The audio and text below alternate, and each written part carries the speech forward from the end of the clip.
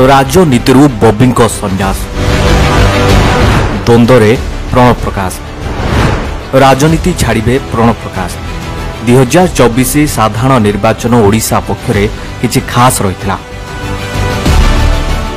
कहबाकू गले 2024 साधारण निर्वाचन पई अनेक हीरो होइछंती तो आउ किए जियो मध्य होइछंती। 2024 साधारण निर्वाचन कहा पई अभिशाप कहा पई आशीर्वाद होइछि। अभिशाप तालिकार प्रथम रे अछंती बीजेडी रो साधारण संगठन संपादक प्रणव प्रकाश दास। दिने बीजेडी रो एही शक्तिशाली नेतांको दबदबा रहितला।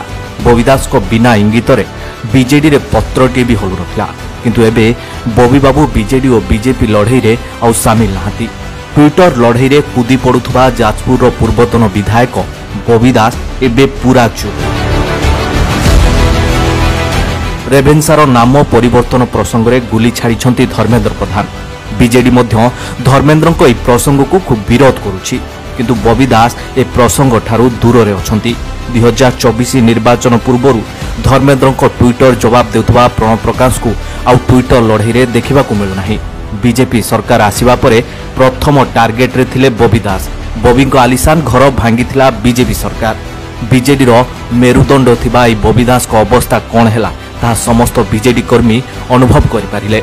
एमित्रे भी बॉबी को नहीं बीजेडी रे घोर असंतोष। बीजेडी हारिबा पई बॉबी को एक कारण बोली मध्य बीजेडी रो किछि नेता कहि सारिछंती।